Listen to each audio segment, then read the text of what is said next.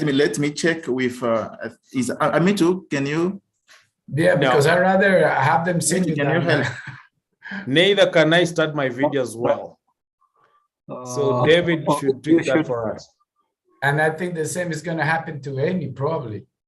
Amy, are you there? It should be fine. Should be fine. It's Amy there already? Now it's fine. Now it's fine.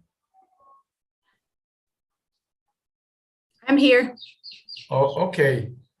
But I don't know if you can there you go. I think you can see me now, right? Yeah, we can. Okay, perfect. So now you're gonna do the intro then? Yes, I'll do the intro. Okay, that's great. Then let's roll it out. Let's do it. How are you, Silvanos? Nice to see you.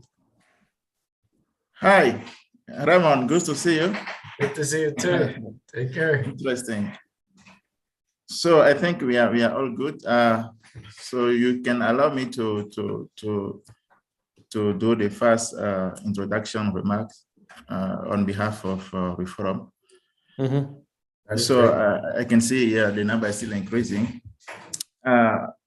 Good afternoon, everyone. You are all welcome to this training session, or more or less like an information session on how to get effective skills, and in terms of when you start transitioning into the job market. My remark will rotate around three main points. The first one is what you are all aware about. We all know that the current context of demographic explosion in Africa, especially, and we are all also aware about the numbers. By 2050, we know that the African population will double. And by that time, interestingly, the world population, or the African population, will be a quarter of the world population. You are also aware that in Africa, we have a lot of young people, and that remains the greatest asset that we do have. The size of the young people has peaked in most regions, but interestingly, in Africa, it's projected that that number will increase again more by 42% by 2030. So the Africa's youth population is expected to grow throughout the remaining of the 21st century. And in that context, it is important that we, as Reform, start thinking about how really we help young people, young graduates. The second aspect that I'm looking at is the current context of the youth unemployment. As much as we are looking at the young people as the asset that we have on the continent, those young people are currently facing challenges of getting the skills that are relevant for the actual job in the market. And this is mainly due to the fact that we look at the universities as ivory tower, or we point to the universities as producers of graduates with low skills. And in that context, it's very important that we change the perception, we change the view that people have on the African universities, more importantly, on their graduates. So while employers are currently also looking for those qualified skills, I mean, those qualified technical graduates, at the same time, those graduates are coming out with low skills. So basically, it's very important that we, as Reform, help not only our graduates, but also many graduates on the African continent to get start to get some some key important skills that we believe that every graduate, when coming out of the university, should be having. So as part of that process, we have engaged with at university. Basically, we are working with the team from Earth University. Here we do have the first person that I actually know is Raymond. I met Raymond, I think last year through one of these training, but Porter also, we have been working with Porter, and finally Nambot Bwambole. They will have the opportunity to introduce themselves, but I think Nambot is the program director for MasterCard Foundation at University Fellowship Program. Raymond is heavily engaged also with us University, and has been helping us in this process, providing this kind of skills to our graduates. So I do believe that this interaction session will be very important to you all, basically in terms of how you get to know the basic things in terms of interview. When you are going for interview, how you prepare, how you do prepare yourself, how you brand yourself as a graduate.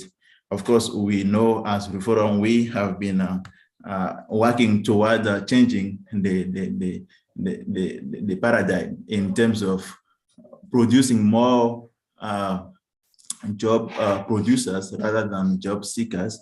But at the same time, we also believe that these are really basic skills that you as a student, as a graduate, should be having. So we are looking forward to a very effective engagement, interactive session, whereby Raymond will take us through those basic aspects in terms of getting ready to look for a job. So I think with those remarks, I think I would stop here and allow probably Nambot to come on board for his remark. Thank you very much.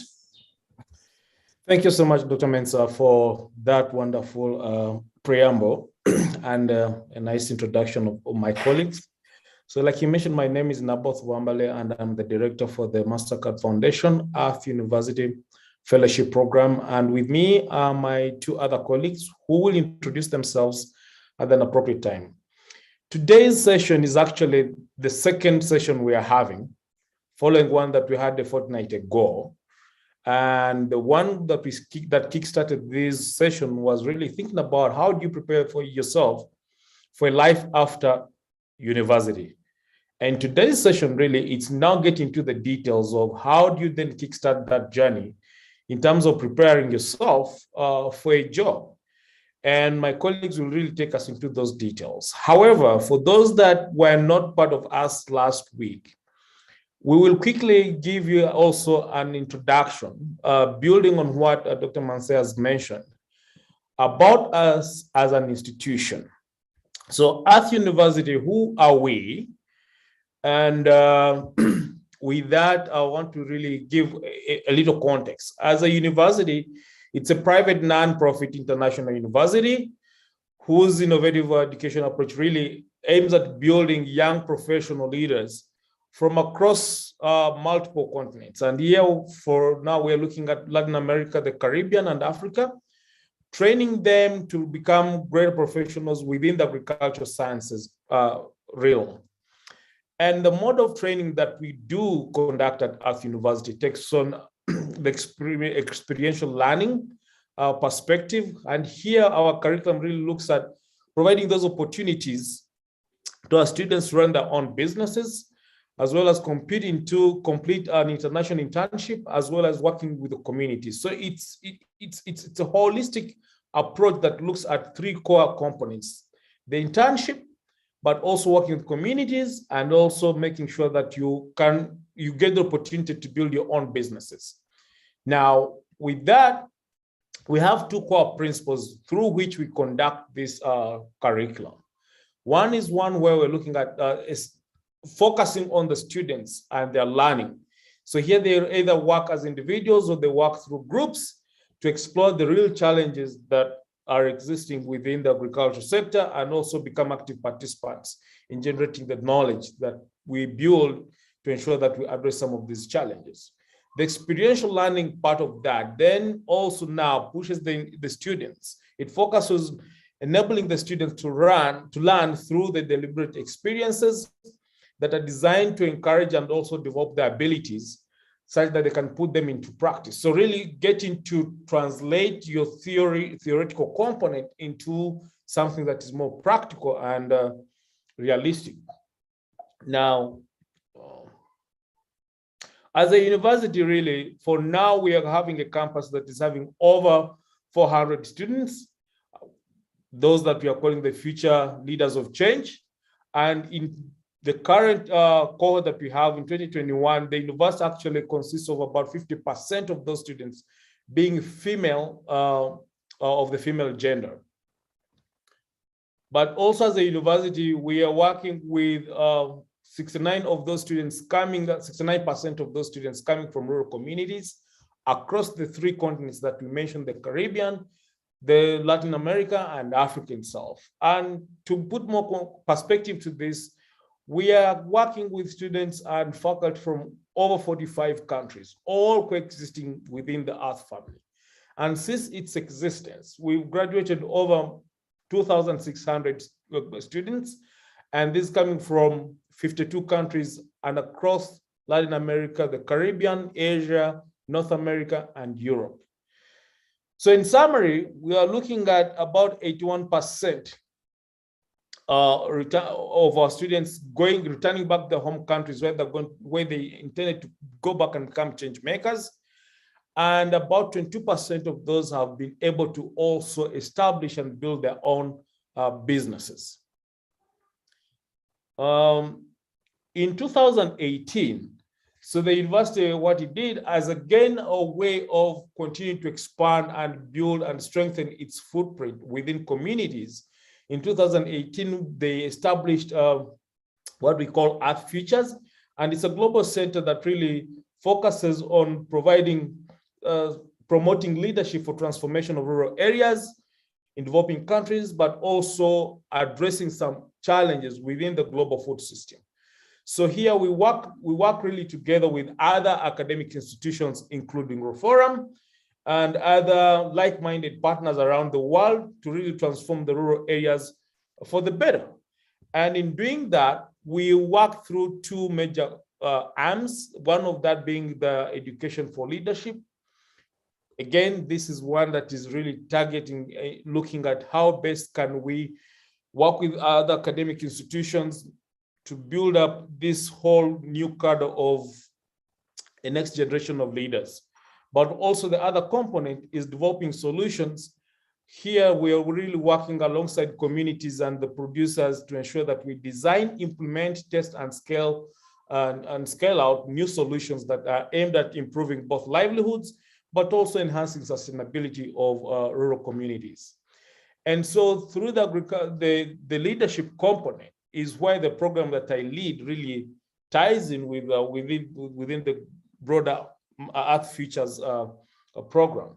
So as a program, as the fellowship program, really, it's a flagship program. And what we are doing is to really help in accelerating the young African graduates, create that impact by bridging their career path to employment, but also to entrepreneurship, which are the 2 core components of our training as an institution.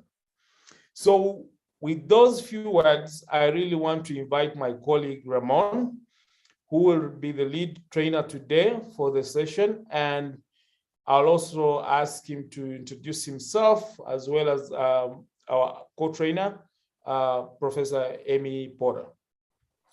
Hi, Nabot, can you go to the next slide? Maybe you can, a next one, please. Okay, maybe you can go ahead and introduce us and Amy, and then I'll take it over if it's okay with you. Thank you so much, Ramon. So again, Ramon is born and a citizen of Costa Rica. He's a family guy and has children.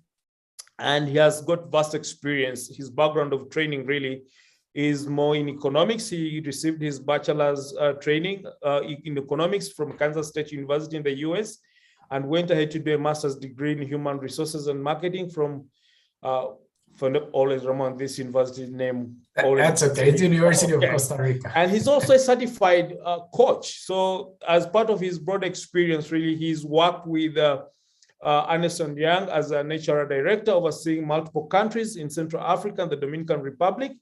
And he also worked for 10 years at the Inter-American Institute of Cooperation on Agriculture, again, overseeing over 30 countries in areas of compensation and benefits, recruitment, and training. Currently, Ramon, he's the vice president in charge of human resource management and other related activities in the university. So Ramon, you're most welcome to today's training, and thanks for accepting to be the lead trainer today. Our next colleague that we have is Professor Amy, and Amy is a faculty member at the university. She has over 10 years experience in higher education, and her current role is overseeing the global internship and career development of our students across the entire institution. But together with her team, really, she supports the students in their career planning, internship search strategies, networking, as well as some related pre-career development skills. She serves also as the academic coordinator for the third-year students, and she's a program coordinator for the MasterCard Foundation Scholars Program at Earth. So before joining Earth as a family, she was a club member at Lakeshore Athletic Club in Chicago, Illinois, for over 10 years, and again, where she oversaw operations and recruitment and customer care services. She holds a master's degree in international education with a major emphasis in English as a second language from Framingham State University in Massachusetts, United States, and she has a certificate in sustainable farming. Currently, she's also pursuing a certification as a career services provider. Prof. Amy, you're most welcome. Over to you, Ramon. Thank you very much. If we can go to the next slide, please. Well, first of all, thank you very much for joining us. For Amy and myself, it's a pleasure to be with you here today. We were probably with some of you 2 weeks ago when we went to the other training about career path and cover letters and CVs. But right now we're going to concentrate on these 5 topics that you could see there in the screen. We're going to walk you through how to have a job application strategy. We're going to give you some tools for identify job opportunities. And with Amy, you're going to go over the part of personal network, professional network, which is really important. Amy is going to talk to you about that. And then we're going to go in preparing an effective job interview with some tips that I'm going to give you based on the experience that I have over a lot of job interviews that I have done. And then we're going to land in the manage expectation and rejection while maintaining optimism. As you can see, sometimes there's a lot of applicants in a position, but not all of them will get hired. So we need to also realize that and see what can we do about it. And next slide, please. Okay, we can go to the next slide as well. Okay, first of all, I'm going to raise some questions here for you because I think it's important to be in the context that you have in your reality. And one of the first comment that I want to make here is ask you if do you want to work in your country or do you want to explore new horizons? New opportunities in different places. And I'm asking you this because, it's important when we go to the job application to focus exactly on what are we looking for. To me, it's not a good idea to start sending CVs to everywhere because you lose, the focus on trying to make something tailor-made for the position that you're applying for. And we're gonna talk about this as well. So in the essence of this slide is that where do you want to channel your energy? Okay, we can go to the next slide, please. Okay, this slide is very interesting, and as Silvanus was saying in the introduction, it's a good asset.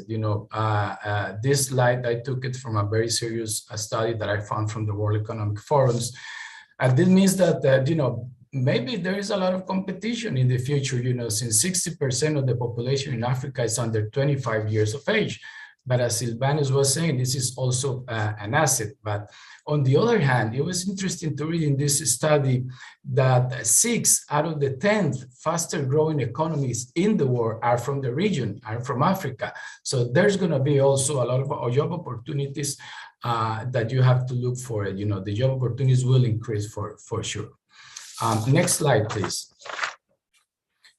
Okay, in order to start the search, you must have a plan and define some priorities, and I have a couple of questions for you here, in what type of company would you like to work, what does your ideal workplace look like, try to dream about it, what do you need to be successful in your professional life? And because you have to prioritize your job search, for example, would you like to work in the private sector, or you like to work in the public sector, or an NGO? Think about that so that you can again channel your energy in your job search. I teach an elective class here at the university, and I tell my students to go ahead, and this might sound a little bit crazy, but it's interesting, to make an appointment with themselves, and go to the library or to any place, a quiet place, and write down the strengths and the opportunities for improvement that they have, because this is a way to get to know you better. This is a way to feel more secure when you respond to answer questions that I will even give you some in a few minutes. But again, the idea here of this slide is to think about what exactly you want to do for your future. Next slide, please. Okay, I'm going to walk you through these steps, to some of these steps, in order to show you how you can be successful in this journey. We're going to start with the application. Remember, for the ones that were here last time, that we already covered the part of the CV and the cover letter, and Amy talked about career path as well. We already have done, let's say, check. And if you want some information about it, I'm sure the presentation has been recorded and is there somewhere. So we're going to start moving in these steps in order for you to have a successful job search. Next slide, please. Okay, what is the most effective job application strategy? Well, it all depends. Depends on your career. We cannot apply the same recipe for everyone. As I was saying, you need to know your strengths as well as your opportunities for improvement in order to have this job application, in order to see which strategy best suits your needs. Next slide, please. Okay, this, and again, you're gonna have this presentation, that there might be a lot of information here, but you will be able to have this later on and take it easy and review the information. But these are basic strategy for a successful application. You need to put in your own style, in this. And this is, just to be clear here, this is a strategy. We're gonna go into the steps in a couple of slides. But, again, there might be some strengths that you have in this list that you have here, and some others you might not have it that strong, and you might have to work on it. But first of all, be selective and search for the right jobs. Again, you don't want to send CVs everywhere without really seeing what is behind the company, what is the job description of the position that you're applying for. So think about that, because it's important. Job search, where companies are hiring. As I was saying, 6 out of the 10 fastest growing economies in the world are in the regions. I'm sure there's companies that are going to start hiring if they're not already hiring people. So try to identify those and get the CV, send it there. Customize your CV and cover letter. This is something that we went through on the last training 2 weeks ago. Then regarding the network and strong digital presence, I'm sure Amy is going to touch on this in a few minutes. It's also fine to learn a new skill and of course leverage your current relationships. Next slide, please.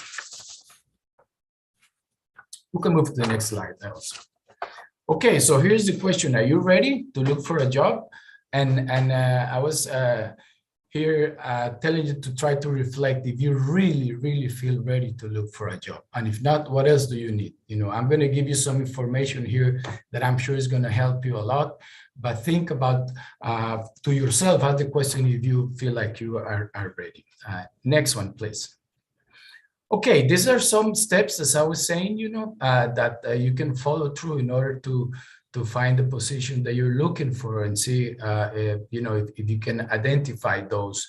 And I'm gonna give you in a few minutes also some places where you can go and get that information that you need in terms of the job offering that they have. But find the best job listings. Keep your job search focused, as I was saying. If you really think about, for example, I want to work in a NGO and I want to have this position, start thinking about that and be clear on that. That's going to be much better than, again, sending your CVs to everywhere. Build your professional brand. We're going to talk about this in a couple of weeks also. Connect with your contacts. Amy is going to touch on this, the importance of networking. It's really important, more than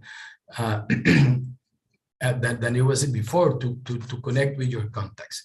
Use your search apps and tools. I'm going to give you a list just in a few minutes, so you can go to those and excuse me, and start looking for it. And then create a list of companies that you look for. Take the time to target your CV and cover letter, and prepare for an interview. This is key, right? Prepare for an interview. It's really important, and of course, accept or decline a job offer. Sometimes people decline that job offer. That happens because they don't like, I don't know, the values of the company, the compensation, whatever. We're going to talk about that as well. Next slide, please. Thank you. So where to look for a job? There's a lot of places, networking, referrals. Yeah, you might want to talk to your colleagues, to people that you know, and tell them this. I'm ready for a job. If you know about it, let me know. There's also job boards and career websites, and I'm going to give you a list of those just in a couple of seconds. In some places, they have job fairs. When there's a need to hire a lot of people, they have these job fairs. Company websites. Again, you want to be focused and you want to work in X company, so try to go to that company and start to see what are the positions that are available there. There's also the headhunters that are looking for talent, tempting and internships. Use job search platforms. We're gonna see some of those just in a couple of seconds. And of course, leverage social media and inquire at staffing agencies. There are some agencies like PwC, Pricewaterhouse, and Ernst & Young, and companies like that are hired for other companies to find talent for positions. So those are also a very important place to look for options. Next slide, please. Okay, these are some of the also apps that you might want to find and you might want to put in your phone. Download them. LinkedIn. I'm sure some of you are familiar with this. It's really good. I'll say one of the best as an app. But there's also Kalita, Indeed, Glassdoor, CareerJet, Career Junction, and Careers 25. So go ahead and later on take a look at this and see which one you might want to download to your phone. And you can also put alerts of job posting that my companies are looking for or institutions are looking for, and they'll let you know. Next slide, please. Okay, and this is a list of websites that I think are really good, and these are opportunities all over the world. As I was saying at first, you may want to explore possibilities out of your country or out of your continent even. Why not? So you never know. You might end up working in a place that you were not thinking about it, and that happens to students here out there. I have these students from from Africa, and I'm sure Amy can tell you stories about it. Well, they never thought that they were going to end up studying a place like Costa Rica, which is on the other side of the world. So why not? Think about it. Best overall, we out of article that we found, is Indeed. It's a really good website. And then the second one is Monster. And then for remote jobs, Flex Jobs is really, really good. If you're an experienced manager, Ladders will probably work. And again, LinkedIn is really good for connecting with recruiters. And then there's for recent graduate Scouted, and for hourly workers, Snagajob. So you might want to check these websites later on. Next one, please. Okay, I think I'm going to stop here and then pass it to Amy, and I'll come back in a few minutes. Amy, go ahead. Thank you, Ramon. You're welcome. Good afternoon, everyone. It's a pleasure to be here. I like seeing on the chat when you write where you're from. I see we have people from Kenya, Nigeria, Uganda, Zambia, Botswana. I'm sure I've missed some, but it's nice to see. Thank you for writing in the chat where you're from and your university and what you're studying. Next slide, please. I think it's important that we talk about COVID, and I think we started talking about that a little bit, but how will it affect, or how is it going to affect your job search? I found this quote that I liked, and this is from Dr. Roshini Rao. He's the director of PH Futures at Johns Hopkins University. It says, "What is here to stay, what we should have learned from the pandemic, is to be more effective networker, send shorter messages, have more impactful conversations within the time limit. Learn to start and end on time, and be respectful of a person's time." COVID has changed. I think maybe 3 years ago, if we had done this, maybe Ramon and I would have flown over to one of your countries and done this in person. That would have been great. We would have loved that. But then again, it's also nice to be able to be online with people from many different countries. So there are some positive things. Certain companies, certain businesses, certain industries have had decline in the amount of jobs, but as Ramon said, others are picking up. So it's, again, as we talked about last week, really showing your skills and looking for the jobs that are out there. And one important thing of that is networking. Next slide, please. This is from the University of Malaysia, where it gave 8 tips to search for a job during pandemic COVID-19. Although I think they really can be for any time you're looking for a job. Create a timeline, build a connection, learn additional skills.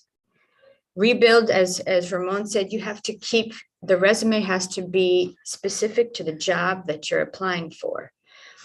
Work on your profile. In the next couple of sessions, we're going to talk about your personal brand and your elevator pitch. Prepare for virtual interviews. Many companies now are not doing in person. It's different, as I am now here speaking. I'm not seeing any of you. I'm seeing myself and only a few. It's different to speak and have an interview online than it is to be in person. You need to practice. Ramon, I think, mentioned have a meeting with yourself, or have a meeting with one of a friend and get on Zoom and start practicing interviewing questions. Apply for jobs in growing industries. Be flexible and be patient. Next slide, please. What is networking? I think everyone knows what networking is, but you can go to the next one. Networking is a skill, and there's skills that are competencies that help you build personal and professional social contacts. And with any skill, you need to practice. Networking allows you to meet new people, exchange ideas, and find job opportunities. You build strong connections with colleagues, friends, family members. If you've had a job at a client or customer, professors, or even personal acquaintance, they're all in your network. This can be very beneficial for your career. Next slide, please. Why is it important? Because it does open up job opportunities. It builds self-confidence. When you feel confident to be able to talk about yourself, it's not always an easy task. Some of us are more shy than others, and it's not easy to go in and sell yourself. That's basically what you're doing when you're networking and when you're interviewing. It takes practice. Networking also, with that, helps your communication skills. It helps find mentors and, and improves your elevator pitch, which we will get into later, where that's where you're basically selling yourself and telling your story. I'm going to start this poll right here, and I want you to answer this question right now, if you can. It says, what percentage of jobs are filled via networking? What do you think?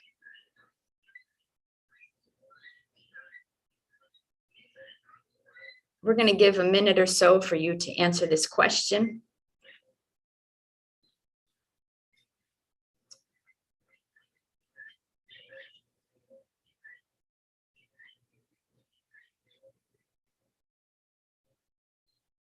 Getting a lot of answers in. I'll give it a few more seconds.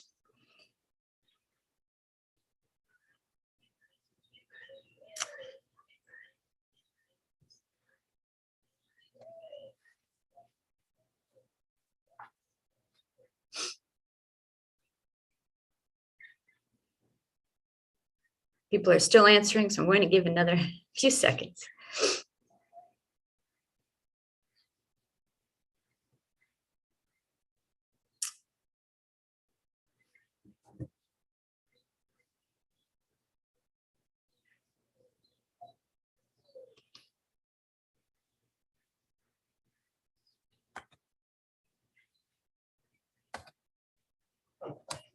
Okay, can you see the results that you voted? Okay, so it says, what percentage of jobs are filled via networking? Less than 10%, 3% said that. Between 10 and 50%, 50 to 80%, or more than 80. So most of you, the highest was between 50 and 80%. Can you go to the next slide, please? Back. Okay. The answer from what studies have done, and this is done by 3 that I found online. One was LinkedIn, one was a company called PayScale, and HubSpot. It's between 70 to 85%. You can go back. I think that's go back one, right? Slide. The back slide here. Is there one more behind? No, okay, thank you, next. Thank you. So 70 to 85% in different studies. That is a lot, that's a high number. So I think you've all heard about, it's not what you know, it's who you know. I think what you need to realize about networking is you do need to know, but a lot of times how you get in the door is who you know.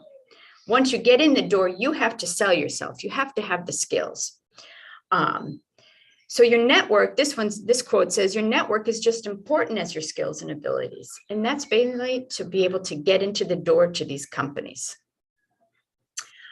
Experience has shown that informal networking is a rich source of jobs, and also that there's a high number of unpublished job opportunities. Many times companies have jobs and they ask first internally, and it's not just for the people that work there, but it's if the people that work there know someone. So again, as I mentioned, networking requires that you maintain a network of contacts and have your story or your pitch ready, be able to tell that effectively and be able to do it whenever you can. You never know when you're going to meet someone. A lot of times I think we think with networking is, oh, I need to know and get to know the president of the company. That's the person that's going to get me the job, or the highest level manager. And that's not always the case. It can be someone, it could be the driver of the president that you meet and you have a connection and he tells the president about you.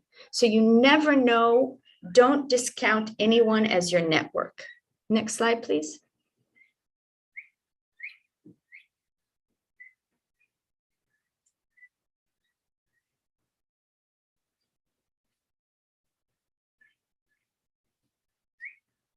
One moment, please.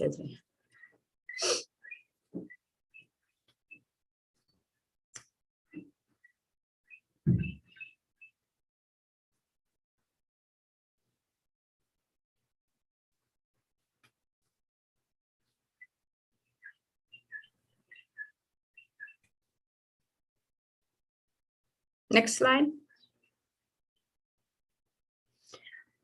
What I like to do with the students here at the Earth University is you can make one of these maps and you can make the map how you want it, but you put yourself in the center and then you make circles or you make a pie chart and you say, who is in your network? Your classmates, your professors, staff at the university. If you've had a job, if you've attended a webinar, for example, like this, in your place of worship, you never know where you're going to meet people. So it's nice to map out who are your network or who is your network. Next slide.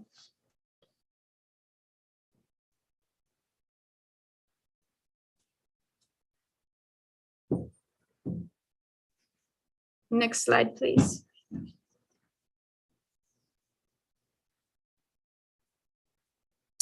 Okay.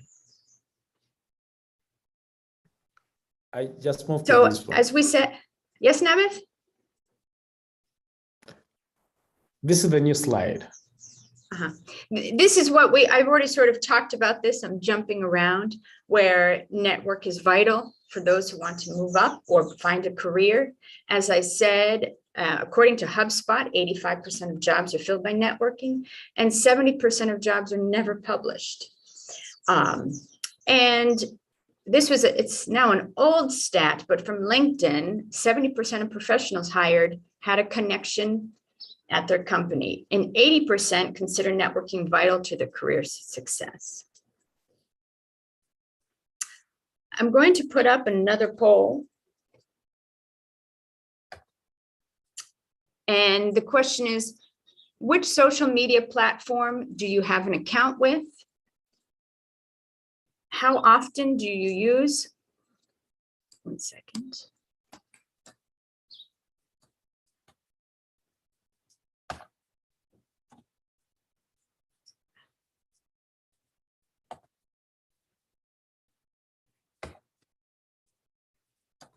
Can you see the poll? Okay, thanks, Ramon. So if you could answer these 3 questions, which social media platform do you have an account with? How often do you use your preferred social media platform? And what do you use the platform for?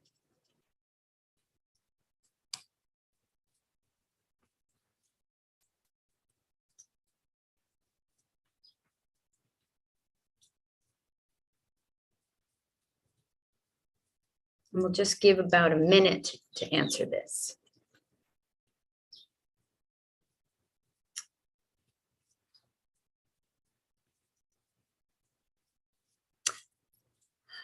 Wilben is saying that he can't see the poll. Are others able to see the poll? Yes, others are able because they are responding. Okay, thank you. Yeah.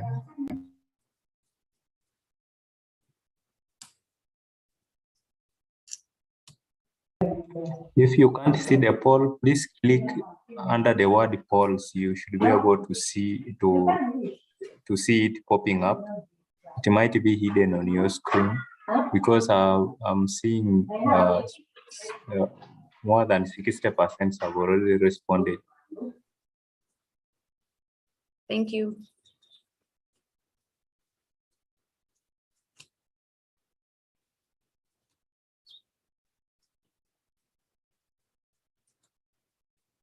Okay, 10 more seconds.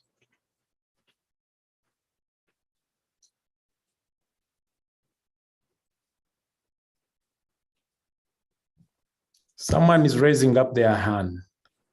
Is it Japhet again?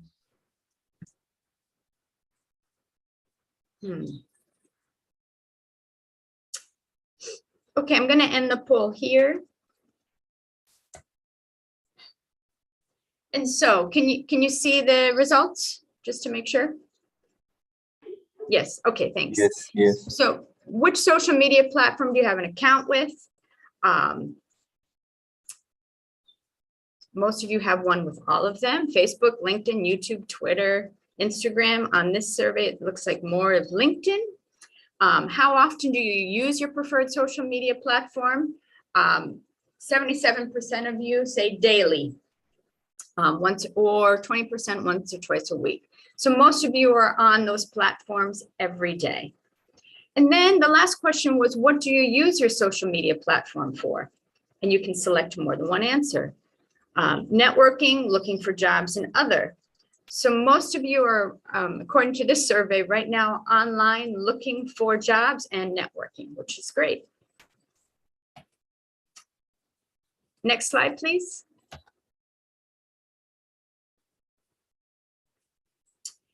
So I wanted to talk about some tools for networking, and why I gave that little poll, small poll about social media is because now more than ever, that's where many people are finding their jobs. So as we've already talked about LinkedIn, and I'm going to go back to LinkedIn in a minute, but it's right now it's this, I think Ramon mentioned, it's the number one, it's the digital hub for professional networking. There's industry groups. If you can join associations, some have costs, some don't, and most all of them have a student cost, which is a lot less. Participate in events. In Twitter chats, you can search for hashtags related to your field. And that way you can start looking for people in your field, your alma mater, or if you're still in school, your professors, your classmates, your graduates. Volunteer. Volunteering helps you connect with people, have a possible mentorship. It also is then good because you can put that on your curriculum, but you need to get out there and network in any place in any way you can. Next slide, please.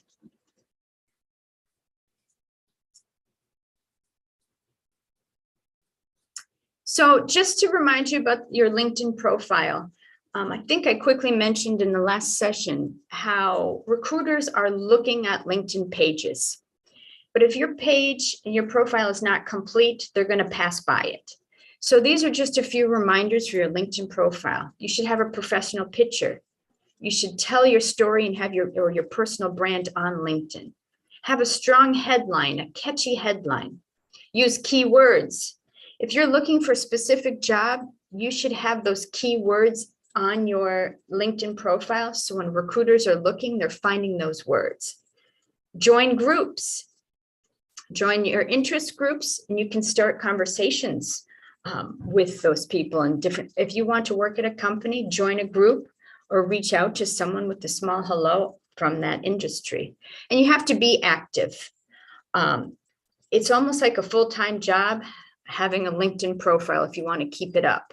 I can be honest, mine's not always up to date, but we should have that in our at least weekly or monthly to start looking at it, check in on your profile and make sure that it's complete.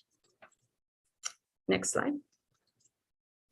So I think that's it for me. What I really want to get across is, as studies show, networking is a very effective tool to find a job, but you need to practice. It's a skill.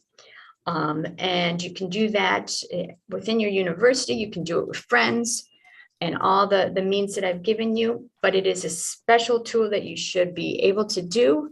And now, once you've done the networking and have the interview, Ramon's now going to talk to you about how to prepare for an effective interview. Thank you.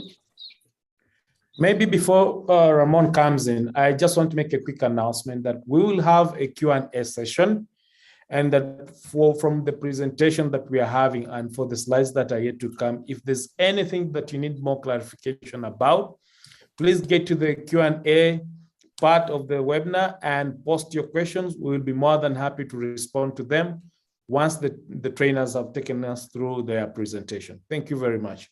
Ramon, over to you.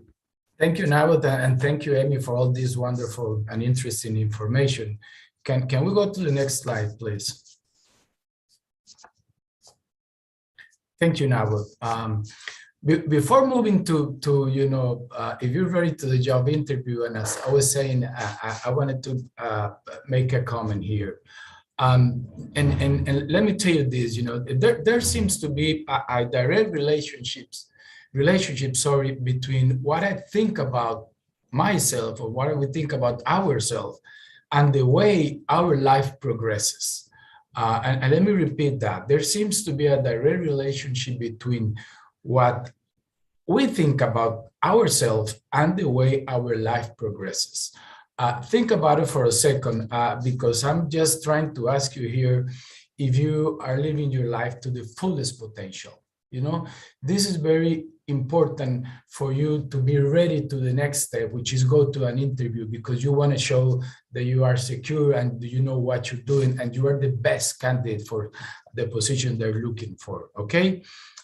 So in a way, this is what do you want for your professional future, you know, and I'm coming back to that kind of crazy thing that I was telling you about, to have a meeting with yourself, you know, and write down who do you think are living your life at the fullest potential or not, and what things can you do to make yourself a better professional, a better person. Okay, so next slide, please.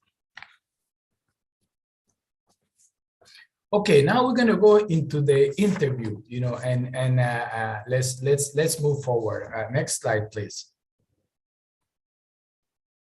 Okay, first of all, here, you know, sometimes when you think about an interview, you get stressed and anxious, you know, and, you know, think it as a conversation, not an interview. Think it as a reunion that you're going to have with somebody that you're going to meet. You're going to meet new person, a company, an institution, you know, so see the positive side of it, you know, and at the end, what is an interview? It's just an information exchange between the recruiter and a candidate.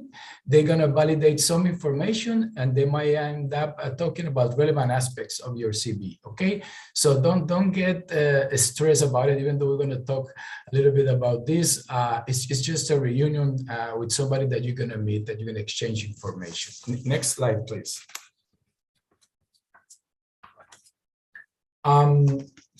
Okay, I'm going to give you some examples of different types of interview, because it's important. You know, some companies or some institutions, some organization might have different ways to do the recruitment. In some places, they go and they ask you a question, but some other put some different cases. For example, behavioral interviews, you know. These are interviews where we are looking for how do you behave in a specific situation. You know, for example, I might ask you, give me an example of a goal that you failed to meet and how you handle the situation. Okay, see, I'm trying to put you in a scenario where you did something and I want to know how you resolve that situation, you know, or for example, tell me about a problem that you solve at your job and that wasn't part of a job description, you know, how do you do it, you know. So those are behavioral interviews. We're looking in the way on how you behave in a specific situation. But there's also case interviews. These interviews usually, you know, are from a real business or management problem or situation. You know, they might give you some information, and for example, they can ask you what can company X do in order to increase sales, you know, and of course you should have this information in order for you to follow through and to have an answer. But you know, be aware that this thing might come to you, and you know, be ready for it, you know. There's also group interviews. This is something that we use here at the university when you recruit the students, you know. We put a couple of students, 3, 4, 5, you know, and we tell them about a situation, kind of a case situation, and they have to solve that situation, you know, and you are seeing, you know, who has leadership skills and who, you know, gets and raise their hand and say something, you know. So those type of interviews, group interviews, are also something that you might encounter at some time. And also, of course, you know, phone interviews and online interviews. And Amy talked about that just a few minutes ago. Next slide, please. Okay, this is important. Listen, when we recruiters are doing an interview, we're basically looking at 3 things here. You know, first, will this candidate be able to do the job? Will this candidate like this job, right? Because we don't want to bring somebody that is not going to enjoy the work. And will this candidate be a good fit for the job? given the fact that we already have a job description and all that, you know? And with the first question, will this candidate be able to do the job? What we're looking is the academic preparation, the skills, the experience, you know, this is more like the hard skills of the person, you know. When we are thinking about, will this candidate like this job? We're basically looking at enthusiasm, motivation, you know, knowledge of the organization, because we're going to go in a few slides to find out that it's important for you to research the company, you know the company before you're going into an interview. And with the third question, will this candidate be a good fit? We're thinking about the personality, the attitude, the values, to see if this person is really going to make a good fit with the organization. Okay, so keep in mind that these three things are important, because when we're doing the recruiting, we're thinking about this as a way to hire the person. Okay, next slide, please. Okay, now some tips before the interview, okay? And we're gonna go in a few seconds to some tips during the interview, okay? And as I was saying, research the company and your interviewers. If you know the names of the people that are gonna be doing the interview, try to see, you know, what position do they have in the organization, you know, get something about them so that you'll be more prepared, you know. Practice answers to common interview questions. I'm gonna give you a set of interview questions. You can find, I'm sure, more, but practice them. You know, it's a good idea to practice, because you'll feel more secure and more tranquil when you go to the interview. Reread the job descriptions. I think I told them 2 weeks ago that when you are looking for a job and applying for a job, ask for the job description. You know, that's going to give you a lot of information before the interview, and you already know what are the responsibilities of this position. Okay, for example, if you ask me here at the university to give you the job description of any position, I just print it out or send it to you right away. So most of us have all the job description ready for you to share. Okay, print out copies of your resume. Recruit a friend to practice. This is important. Why not? That something that a friend or a family that might want to practice with you. That's a good idea as well. Next slide, please. Okay, also prepare a list of references is important. Be prepared with examples of your work. Find out about the company's dress code. You know, you can just call HR and say, you know, what is the dress code that you have there, so you will be dressed properly for the interview. And also make a video of yourself and watch your body language. What I'm saying here is that, for example, well, because of the pandemic, we stopped doing this 2 years ago, but here at the university, for the 4-year students that were ready to go to the job market, we will go to this room. I have different desks with different people doing interviews, you know, and I asked them to some of them, listen, would you like to have a video of the interview? Because then you can go to your room and see yourself on a video, and that'll make you learn a lot from you, you know. For example, some people will just stand still and don't even move. You could just see the lips, you know, and in a job interview, it's important for you to watch your body language, to move your hands a little bit, to move your body, you know, not too much, but something that shows energy and that, you know, attracts the interviewer. Okay, so keep that in mind. If you have a friend or a family that, you know, you have the confidence with, just get your cell phone and video yourself and then look at it. I'm sure it's going to help you a lot. Okay, next slide, please. Okay, feeling stressed, well, welcome, you know, that's normal, you know, we are emotions as human beings, you know, so it's okay to feel nervous. The thing is, you want to control those nerves and don't have the nerves control you. Okay, so if you're feeling nervous, that's normal. We are all human. And some things that you can do to diminish that situation is, for example, exercise. You know, if you do any sport, go ahead and do it intensely before a job interview. If you're not a sports person, maybe you can go and walk and do something, but you know, it's important to, you know, lure some energy before the job interview. Be prepared.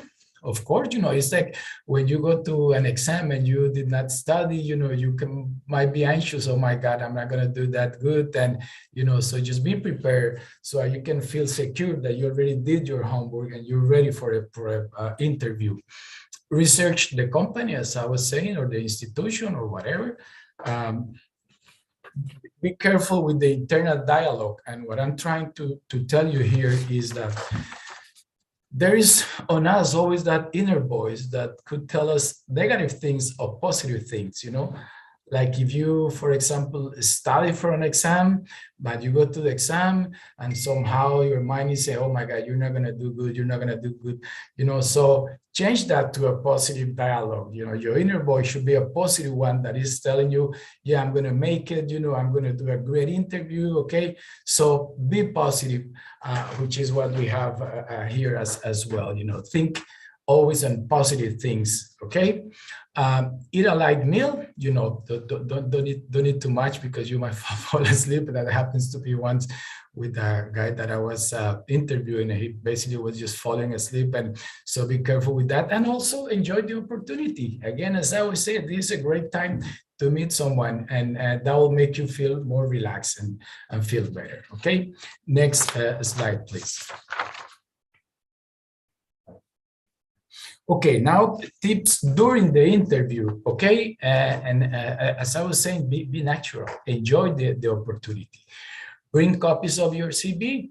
I have here somebody that has me with recruitment, and sometimes, there's this person and she said, can you join me in the interview? And I'll go there, and that's important to have another CV to give to the other person, and again, don't feel nervous if you were expecting to meet with just one person and then apparently 2 or 3 might show up. That could happen.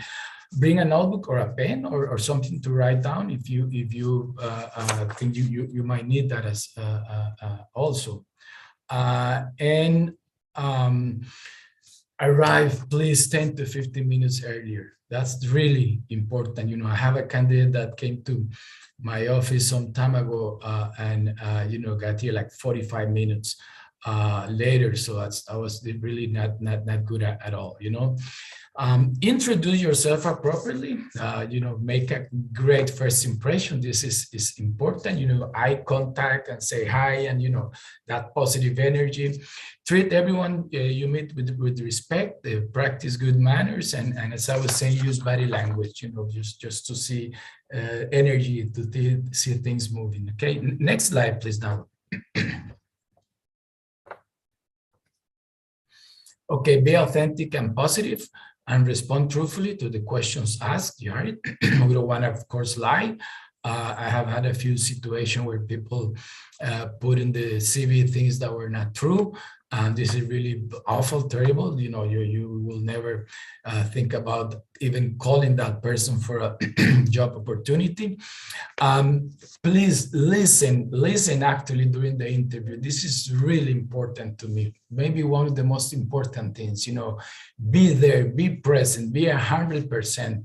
Listen a lot. Sometimes I ask a question and, the candidate will just say something that was not completely related to the question that I asked, so be careful because when you listen and you're there, I'm sure you're going to be more prepared to answer the question that you receive, okay? Tie your answers back to your skills and accomplishments. That's, of course, important. Keep your answers concise and focused, just respond with exactly what the question was asked. Do not speak negatively about previous employers. This is important. We don't like, as interviewers, when you have somebody that comes and say, no, in that place it was really bad because they this and that. Be careful with that. And of course, always thank your interviewer for the time that you spent. Okay. Next slide, please.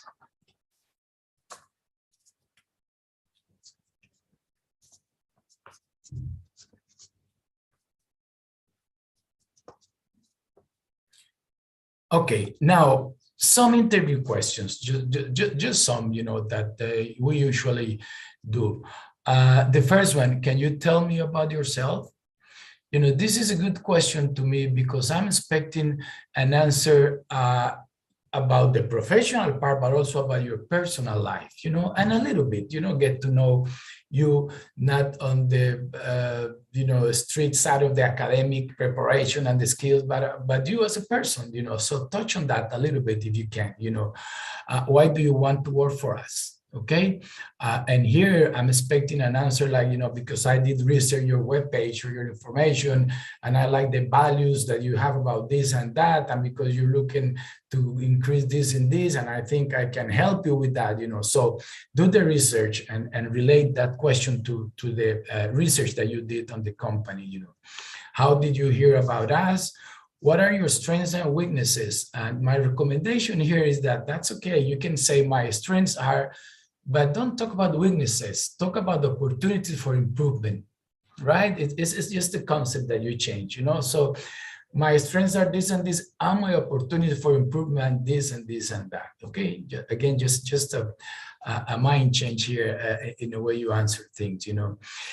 This one always, for some reason, people get a little bit stressed or blocked when I say, can you describe yourself professionally? Okay, how can you describe yourself professionally? Because I'm taking the personal part out and just talking about professionally, you know? So again, it's not a bad idea, as I was saying a couple of minutes ago. Go and do a meeting with yourself, you know, and think what are your strengths as a professional, okay? Because when you know that and you receive an answer, a question like this one, you're going to be more ready and more secure to do the answer, and it's going to look good in the interview, you know. The other question that I usually have is, listen, I have 4 finalists for this position. Why should I hire you? That's a good one too, right? So think about it, you know, again, go back to your strengths and all you can give to the company, you know, the aggregate value that you can give to the company, to the organization, you know. And another one is, where do you see yourself in 5 years? You know, that's also important. Next slide, please. Okay, now let's move to what questions can you ask, you know, because please ask questions. You know, I have been frustrated in some interviews that I have done when I'm seeing this person that is really going great in the interview, and I get to the end and say, do you have any questions? And they'll say, no, thank you. That's really frustrates me, because, you know, I'm expecting the person to ask me something about the organization, you know, and here are some questions that you can ask, you know, what are the roles and responsibility in the position of the position, you know, what is the schedule, you know, how soon do you need this person for this position? Can you describe a typical day in this job? What challenges do you see in this position within the next 6 months, 3 months, 1 year, you know? Or for example, what do you like about working in this organization, you know? So you put the interviewer in a position that he or she will give you some important information about how is it to work there, okay? So please make sure you have a couple of questions ready to ask when you go to an interview. Next slide, please.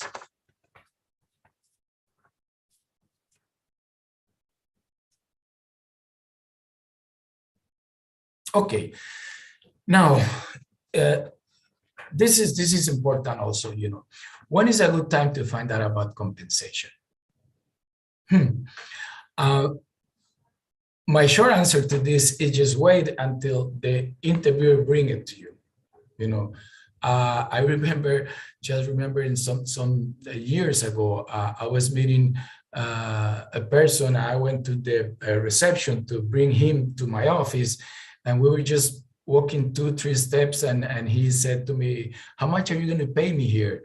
You know, that's really not a good idea at all. So my recommendation on this is just wait, be tranquil in the interview, just follow through and let the interviewer ask that question. You know, he or she might ask you, you know, what are your salary expectations, you know? And now with a question like that, I go to the second part of the slide that I said, research the salary market in your country. You know, I'm pretty sure you can find out about colleagues, a person that you know that might have a position similar to the one that you're applying for, and they might give you some idea of how much the market is paying for it. You know, even in some countries, we have what we call a salary survey. You know, companies like Pricewaterhouse, KPMG, and those companies have those, and they have information about how much is worth it and next position in the market, you know. So if you can find out about that information, that would be great.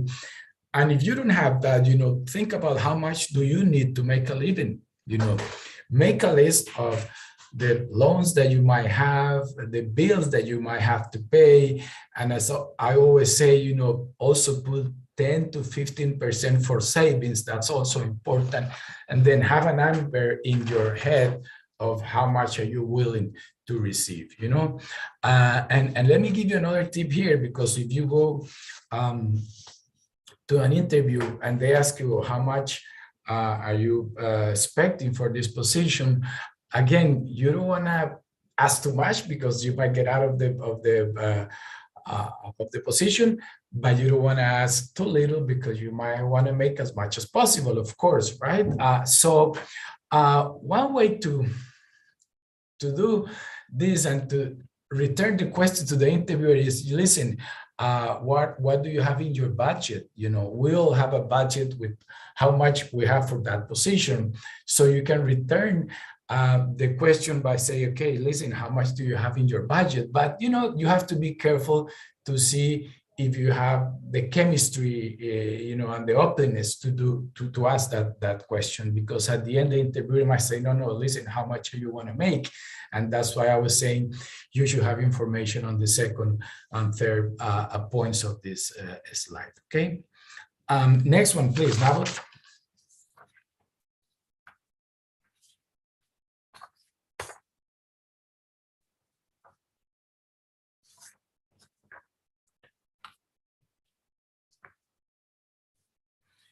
Okay, some skills that are wanted or needed, you know, leadership, that's also something that is really important. Flexibility and adaptability, that's really important. As I was saying, on the three things that we're looking for, we want to make sure the person is gonna adjust to the culture of the organization. That's important. Critical thinking, you know, technology, that's always, especially with Excel, with PowerPoint, with Word, with those things that are more familiar for all of us. Emotional intelligence and communication, that's really important. Creativity and innovation, as Amy was also telling us, and it was nice to hear the digital side, the networking, that's also really important, and negotiation. Next slide, please.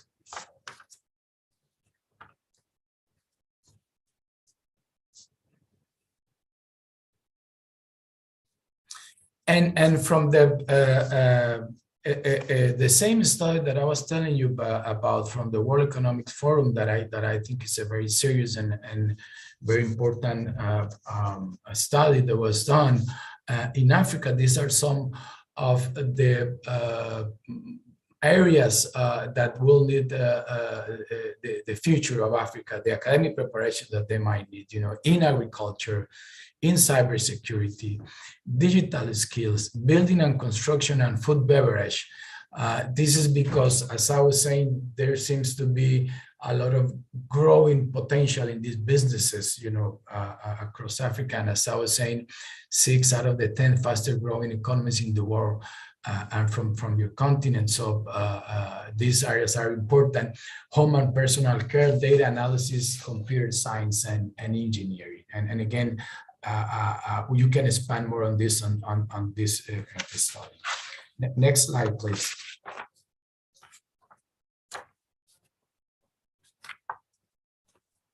Okay, we can move to the next slide, please, now.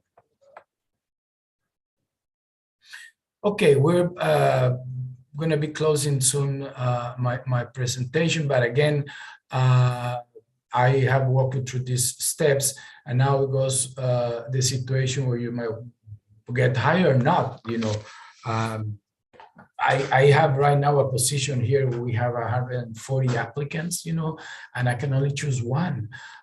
That's the reality of it, you know. So we have to see if you don't get hired, you know, you have to keep going and make sure you learn a lot from this process. And we're gonna just talk about that in a second. Can you put the next slide, please, Nabot?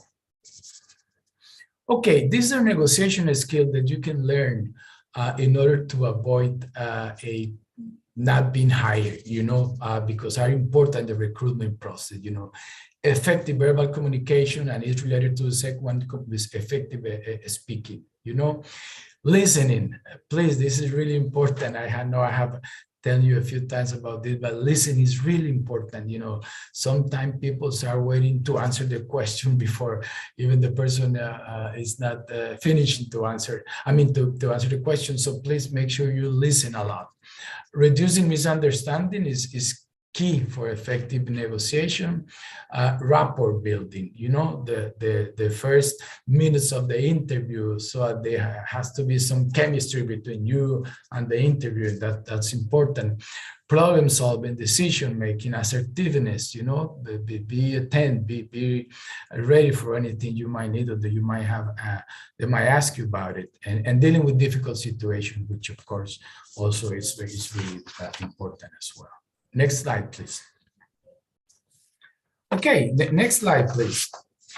So if it's a no, well, you know, what can you do? You know, don't get frustrated. You know, again, it's a lot of competition there. Maybe they hire somebody else because they has a academic preparation more suitable to the position that they were looking for, or the skills were more suitable to the job description that we're looking for. You know, regroup, rethink about yourself, and do things like this. You know, ask for a detailed feedback. You know, if that happens to me, you know, somebody that I could not hire tells me, you know, what can you tell me what happened? And I will just tell them, you know, listen, it was because of this, or that. You know, being honest, it's a nice thing. So you can learn from the process, you know, and reflect, which is what you have there in the second point.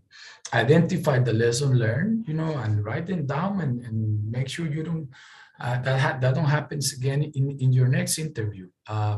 Build a personal development plan. We're going to talk about this in a couple of weeks, I believe, in the next training sessions. And here are questions: is what habits have kept you from reaching your maximum potential? And this is related to what I was just telling you a few minutes ago. You know, do you feel like you're ready for it? You know, and if not, what do you think you need to improve? And write it down and start do a plan to make it happen. You know, what can I do differently? Of course, and keep your goal and change your habits and attitude. What I'm saying here is that sometimes people say, you know, I'm going to change the goal because it's too hard. And no. Maybe you have to change your habits and your attitude towards what you're looking for, but keep the goal. You know, think big, dream big. You know. Things might at the end you're going to make it, you know, but be positive. That's really, really important. Now, I think this is for me. Yes, I'm right now. Me and I are ready to any question you might have. It's been a pleasure again to be with you, and we're open again for some questions that you might have about it. The presentations.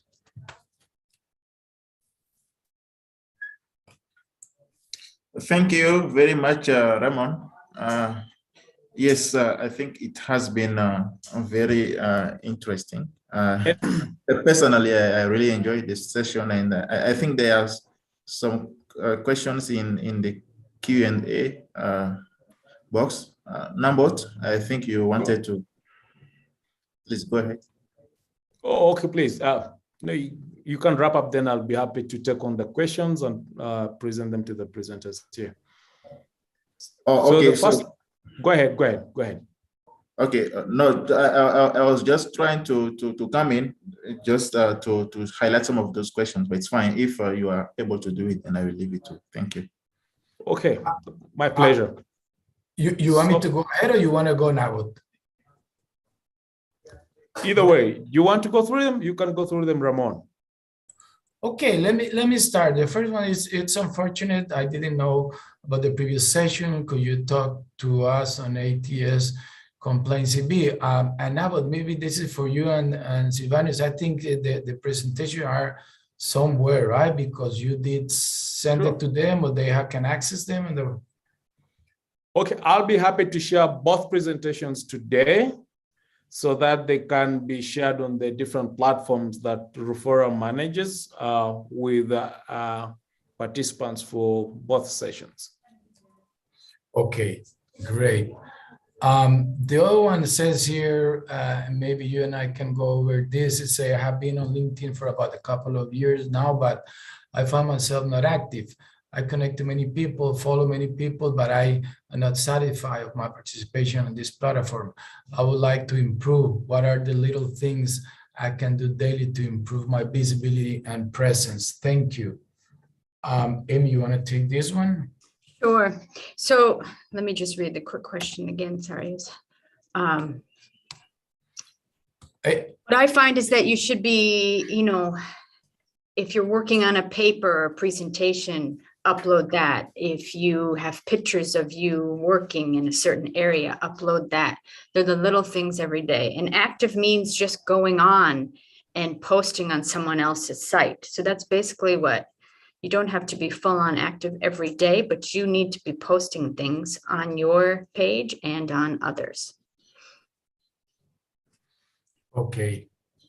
Thank you. The other question here is, how large is a standard resume required to be? Well, maybe 2 pages. You don't want to put 5, 6 pages in the last training session. I was telling them that when doing recruiting, like for example, what I was just telling you about, we had 140 applicants. You don't have time to go all over these papers and papers. So make sure it's just 1 or 2 pages at the most. What are the key components in the resume when applying for employment? I will just refer this to the last training session. It also depends on your reality in terms if you have a lot of experience or you don't have a lot of experience. There's 3 types of format that you could use, and you could refer to that, and there's all the information there. What are the most important content of a good CV? Again, because it has to be tailor-made on your reality. If you have a strong academic preparation, you can talk more about that. And if you just graduated from the university, you might want to put about the skills that you might have. So it all depends. But again, if you can go to the presentation that we did last time, there's a lot of examples there as well. What do you do whenever your employer asks you to name the salary you want and not the range? I'm not always free to name it, and it might scare them of what. Yeah, again, as I was saying, this is a little bit tricky. We all have budget that we know how much we are going to pay in that position. So we start asking them, how much do you want to make?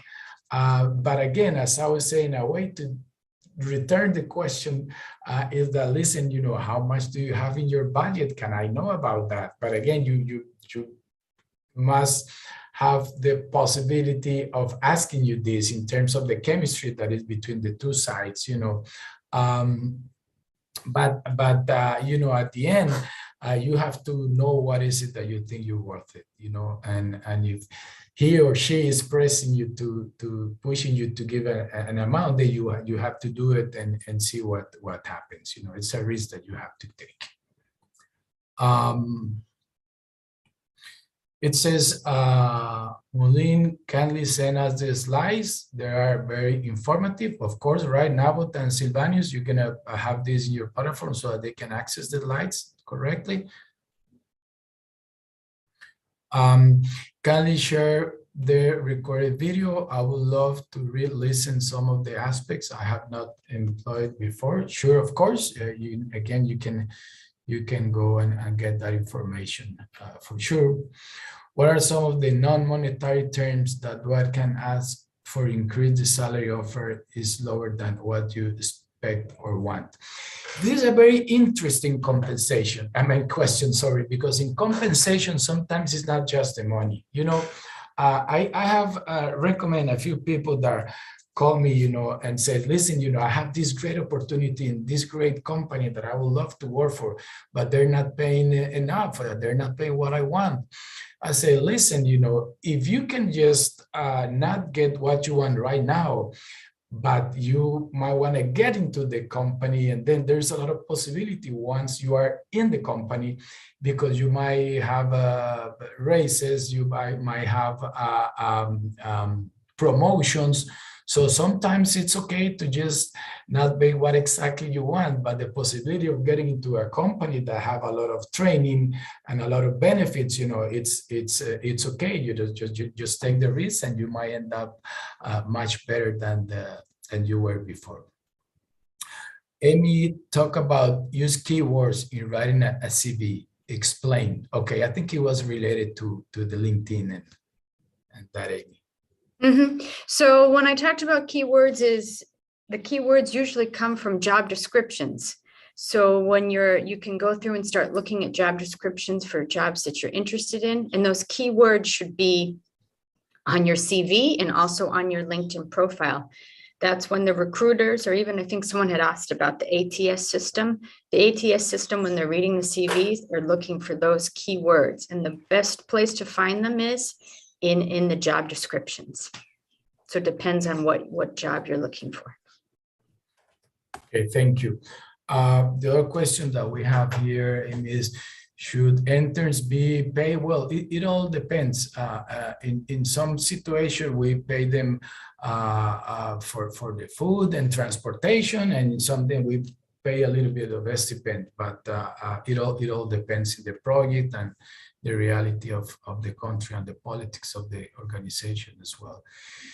Is it mandatory to add both reference to your CV and cover letter? No, you know, actually, you know, usually you get into the references after the job interview. You don't have to put in your CV. Okay. What tips would you give anyone with no experience and is applying for an entry-level job? What to look out for? Okay. Maybe this person should have been in the last training session, but real quick here, you know, if you don't have that much experience, make sure to explore in your CV the skills that you have, you know, in terms of you as a person, you know, and also put in the cover letter that, you know, be honest that you might not have that experience, but you're willing to learn, and you have a lot of potential to learn, and you're ready to start helping the company grow, and things like that is something that you can put in the cover letter. What tips? Okay, sorry, we already had this. How do you ensure the organization that gives a generic feedback to access personal feedback? How do you ensure the organization that gives a generic feedback to access personal feedback? I'm not sure if I understand this, but I was saying about it is that, you know, it's okay to ask for feedback. You know, you can ask your recruiter, you know, I just want to know why I was not the person selected, you know, to learn a lot and not make any mistake in the future. Some people might not say, you know, I'm sorry, you know, I won't make it, but some will just willing to give you the feedback, you know, so ask about it. Thank you for such an informative session. What advice would you give to the introvert individuals who are not very much outspoken, and socializing and networking is a real task? Well, it's fine, you know, we are what we are, but it's important to go over the tips that I gave you and what Amy was talking about networking, that I think is really important for you to have better chances, you know.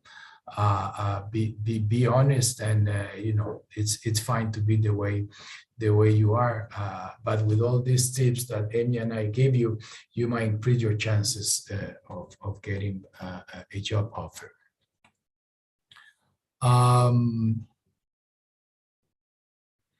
What might be the problem if you are notified of the final part of the interview?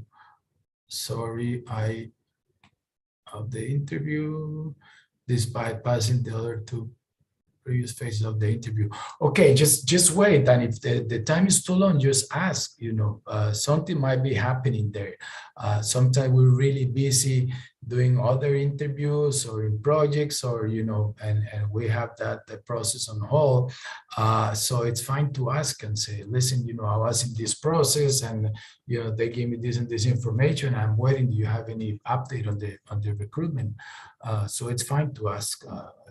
Okay, I have received a couple of regret letters. How do I manage all that? Well, that is part of it. As I was saying, we have to learn a lot and not get discouraged. Be positive, and keep trying. You're gonna make it, and especially learn from your mistakes. We have to be honest and write down what we think we could improve in the next process. And believe me, you're gonna be more secure and feel better when you go to the next interview. How can you respond to, don't you think you are overqualified for this position? That's a good question. It's really a good question. Well, you have to say that you have skills that are gonna be an aggregate value for the position, that you are ready, that you don't feel like you are overqualified, and you can give a lot to this company.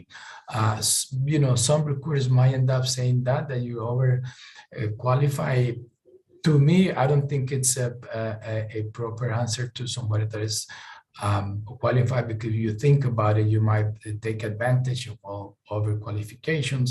But again, try to be honest and focus on what you think you can give to the organization, given all the experience or the academic preparation that you have. Is it necessary to ask about the roles and responsibilities, even if they haven't been listed on the advertisement? It's not necessary, but what I was saying is going to be in your advantage. If you have a job description, imagine this. If you have a job description of the position and you go into the interview, you already want to know what are the responsibilities of this position. It's going to be easy for you, and you're going to feel better, in the job interview, because you already know what is expected from this position. Okay, so it's not necessary, but again, it's going to be your advantage if you can get it.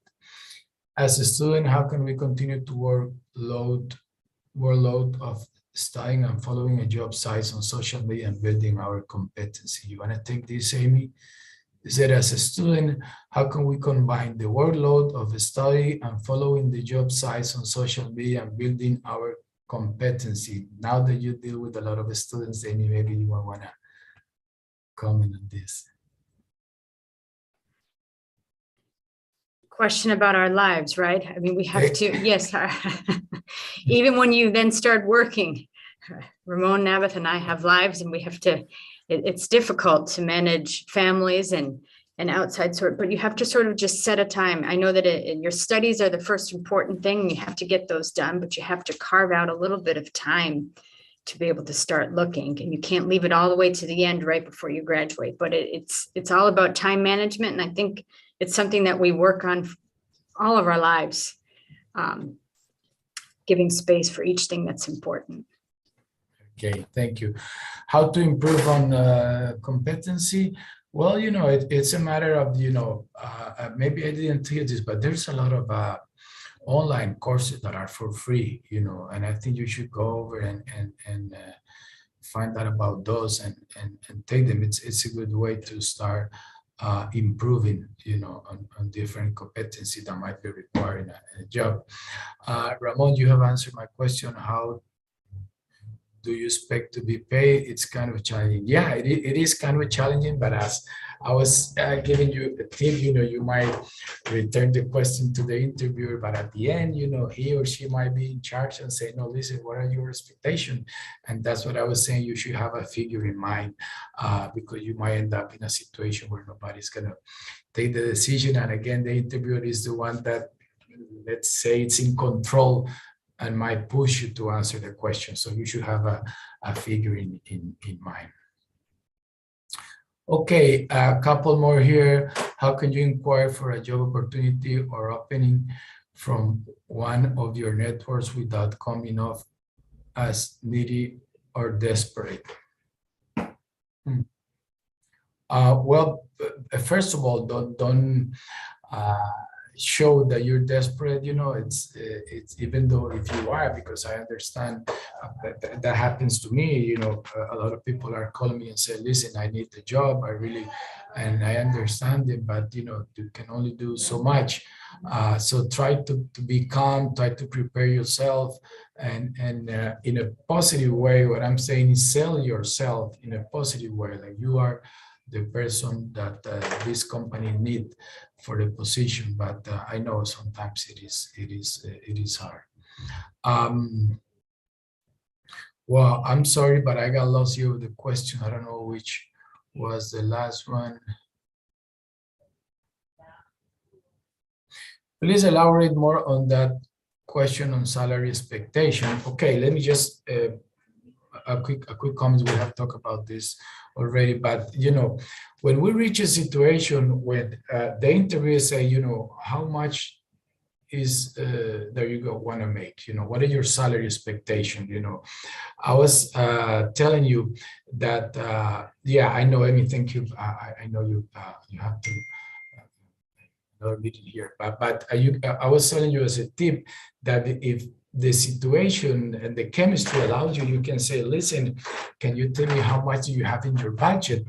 And I'm saying this because you don't want to ask too little, and maybe you don't want to ask too much because you might get out of the process, So what I'm saying is that you can ask that question to the interviewer, but at the end, he or she might go back to say, no, give me a figure, and that's what I'm saying.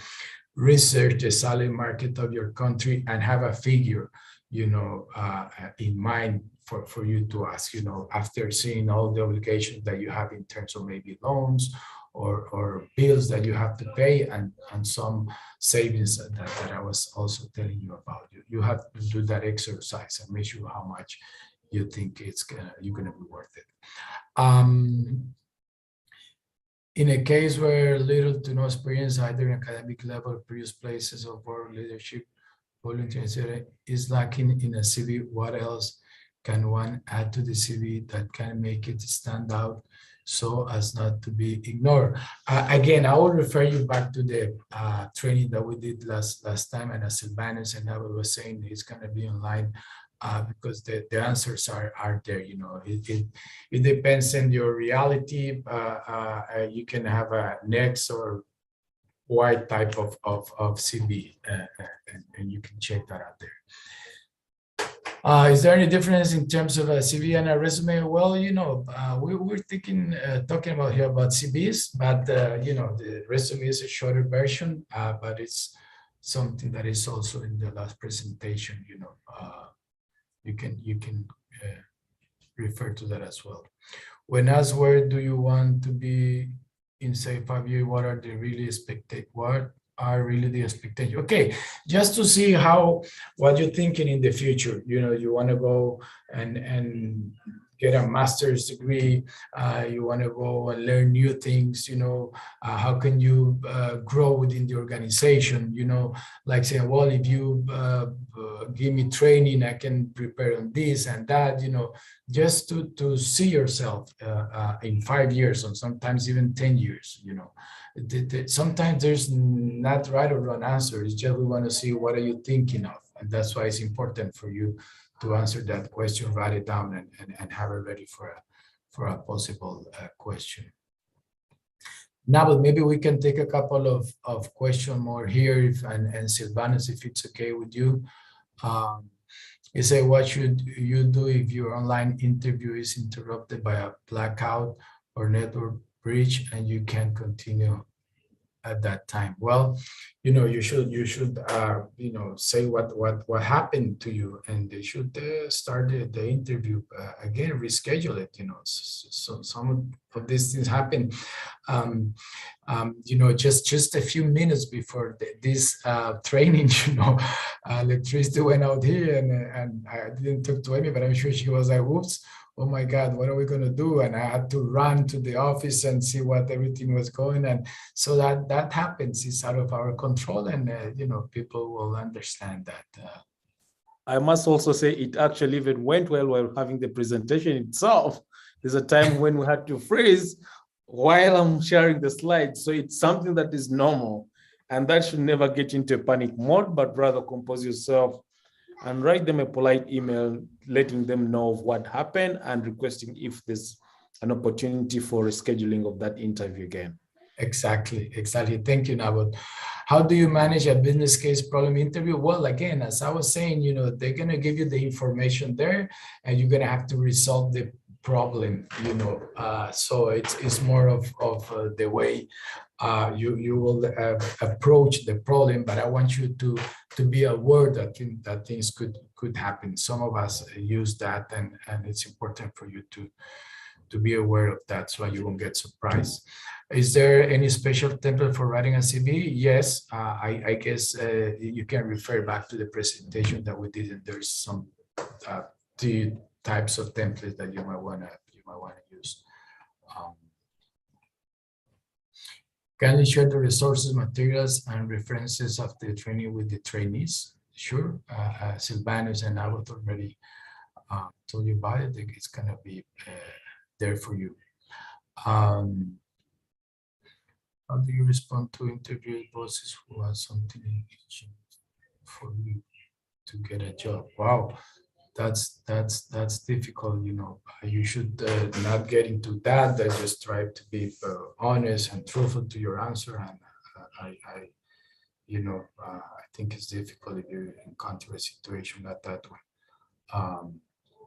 But I wouldn't get into that game, just be honest and truthful to yourself.